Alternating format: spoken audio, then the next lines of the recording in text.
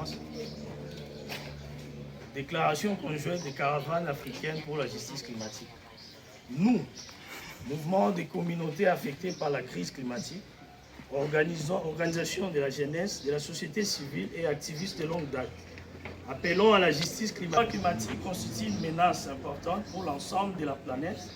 mais plus particulièrement pour le continent africain. Les inondations, le feu de forêt, les vagues de chaleur, les sécheresses, les cyclones, l'élévation du niveau de la mer,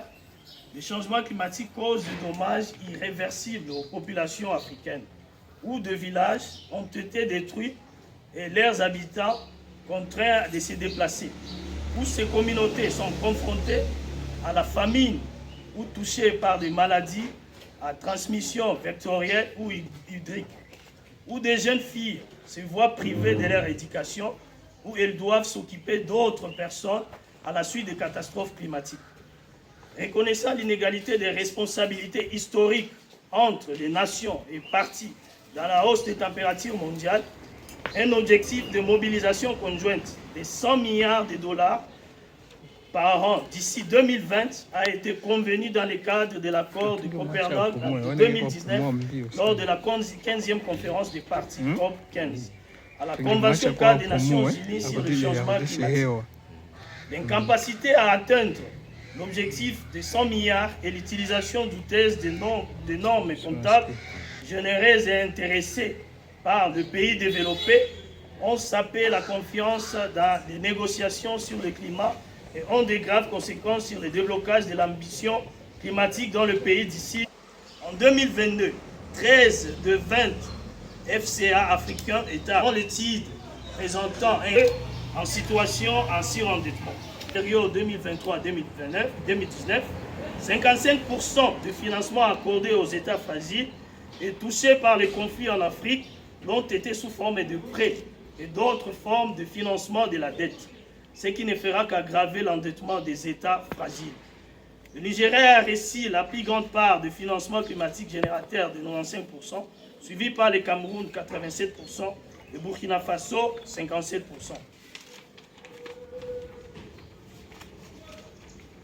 Considérant la violation des droits des peuples autochtones qui voient leurs terres incarparées et leurs ressources naturelles exploitées à grande échelle par de grandes entreprises internationales avec l'approbation des autorités nationales. En agissant en accord avec le mandat du mouvement de la caravane africaine pour la justice climatique,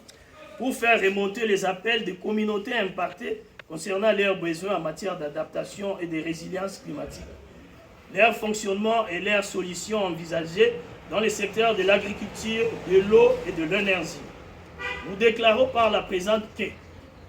les personnes, les entreprises et le pays le plus riche qui portent la plus grande responsabilité dans la crise climatique doivent assumer le plus grand fardeau de la dette climatique, à savoir le pays riche, responsable de plus de 90% des émissions excédentaires, ont bâti des empires sur les % des émissions industrielles mondiales et ont réalisé des bénéfices records au cours des dernières années. Le 1% resté, le plus riche des populations, ont émis 2 fois plus de carbone que la moitié la plus pauvre de l'humanité depuis les années 1990. Quant aux milliardaires, leur investissement génère 1 million de fois plus d'émissions que les communs de mortels. Nous réclamons expressément la justice climatique pour les Africains, car la grande injustice de la crise climatique est que les personnes les plus durement touchées n'ont pratiquement rien fait pour causer les problèmes, alors que les plus gros pollueurs engagent d'énormes profits. Nous insistons également sur le fait que la mise à disposition des fonds pour les pertes et dommages est une obligation. La Convention cadre des Nations Unies pour le changement climatique et l'article 9 de l'accord de Paris, soulignant et rappelant de manière cruciale que les engagements ne devraient pas être volontaires et ne devraient pas être délivrés sous forme qui permettent aux contributeurs d'engager des bénéfices et de forcer ceux qui ont le moins contribué à la crise climatique à payer pour le financement qui leur est dû. Cette obligation n'est pas une question de charité, mais de justice et d'équité.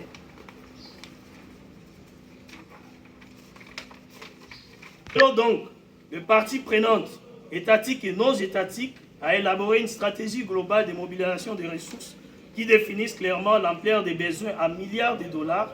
ainsi que le mécanisme permettant de mobiliser efficacement ces ressources. En fonction de l'ampleur réelle des besoins, les pays développés doivent continuer à prendre l'initiative et augmenter de manière significative leur engagement financier envers les fonds de perte et de dommages. Il ne suffit pas de promettre le fonds, il faut le verser. Les délais stricts doivent être fixés pour garantir que les fonds promis sont effectivement versés. Des mesures de responsabilisation doivent être mises en place pour suivre l'évolution des décaissements et tenir les contributeurs pour responsables s'ils ne respectent pas leurs obligations. Ces messages comprennent des apports réguliers et des mécanismes de suivi des transparents. La source des fonds doit également être publique et complétée par des sources de financement innovants, telles que la suppression des subventions aux combustibles fossiles, des taxes sur l'extraction de combustibles fossiles et les transactions financières, des taxes sur les transports maritimes et aériens et des investissements militaires, tous appliqués sur la base de l'équité et de la justice. Nous appelons les pays riches à la Convention cadre des Nations Unies sur le changement climatique à accroître massivement les efforts et rendre compte du financement climatique au cas par cas en mettant en évidence les proportions réelles consacrées à l'atténuation et l'adaptation. Engager 500 milliards de dollars par an, c'est moins que 700 milliards, 7000 milliards de dollars que le gouvernement dépense pour subventionner le secteur des combustibles fossiles,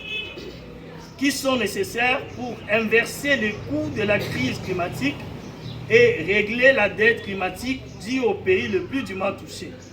Il est également urgent d'accroître le financement de l'action climatique sous forme de subventions et de réduire la tendance à prêter l'argent qu'ils ont tous promis de donner. Débloquer les moyens de mise en œuvre pour l'adaptation et la transition énergétique des pays les plus vulnérables au changement climatique sous la forme d'un financement adéquat et prévisible et d'un transfert de technologies en facilitant les stratégies financées à long terme par le biais des contributions déterminées au niveau national. Imposer un taux d'imposition supplémentaire plus élevé sur le bénéfice excédentaire des entreprises polluantes, par exemple une taxe de 50 à 90% sur les bénéfices exceptionnels des 722 méga-entreprises, aurait pu générer jusqu'à 941 milliards de dollars. Le gouvernement devrait également cesser de verser les subventions aux entreprises de combustibles fossiles dans le pays riche. Le gouvernement africain, parti à la Convention cadre des Nations Unies sur le changement climatique, alors que les gouvernements du monde entier s'accorderont sur un nouvel objectif mondial de financement du climat lors de la COP29 en novembre prochain, d'ici du 11 au 22 novembre, les représentants africains doivent défendre les populations qu'ils représentent afin qu'elles puissent obtenir un objectif spécifique dédié aux communautés subsahariennes en première ligne de la crise climatique dans le nouvel objectif collectif qualifié, y compris le renforcement des mécanismes efficaces de transfert des ressources pour la résilience des communautés et l'abandon des fausses solutions présentées comme des financements climatiques qui ont démontré leur contre-productivité dans la réalisation de la résilience climatique dans les communautés rurales d'Afrique. 2. Une activation du principe du pollueur-payeur pour que les parties riches paient leurs dettes climatiques afin de lever les fonds climatiques pour la transition énergétique, la transition des systèmes alimentaires et l'adaptation au climat. 3. Un financement équitable et sans dette des pertes et des dommages, de l'adaptation au climat et de l'atténuation pour soutenir les communautés les plus durement touchées par la crise climatique. En particulier, les pays riches doivent s'engager à alimenter les fonds avec au moins 400 milliards de dollars par an pour indemniser les communautés en première ligne de la crise pour les pertes et les dommages qu'elles ont subis à cause du changement climatique. Les plus gros pollueurs doivent combler les déficits de financement et de l'adaptation au climat afin d'aider les communautés à s'adapter aux maladies infectieuses, au stress thermique, à la pollution de l'air et aux maladies d'origine hydrique, amplifiées par les changements climatiques. Le programme des Nations Unies pour l'environnement estime une transition rapide et équitable des combustibles fossiles vers les énergies propres et vers un avenir durable grâce à des engagements contraignants de la part des pays industrialisés afin de rémunérer les 5 000 milliards de dollars par an nécessitant pour soutenir les communautés les plus touchées par la crise climatique et couvrir le coût de la construction d'un avenir plus juste. À cet égard, il est nécessaire de donner suite à la décision prise l'année dernière à Dubaï lors de la COP28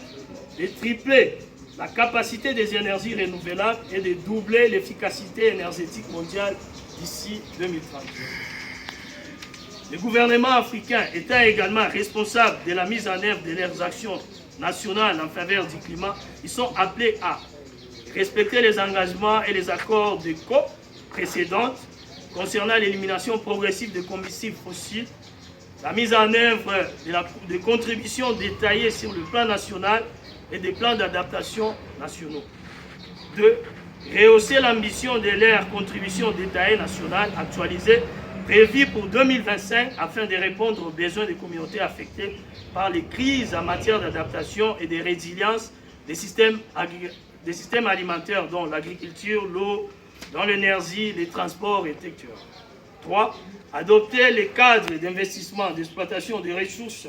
et de développement compatibles avec des voies et de développement résilients au climat, y compris l'abandon de l'exploitation des réserves de combustibles fossiles. Enfin,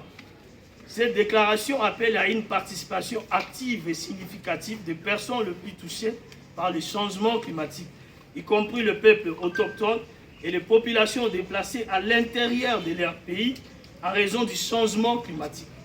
Dans le processus de prise de décision et de mise en œuvre, l'intégration des principes d'inclusivité et d'équité dans les stratégies de mobilisation des ressources pour le financement climatique peut garantir que notre réponse collective à la crise climatique est juste, complète et efficace et qu'elle ne laisse vraiment personne de côté. Je vous remercie.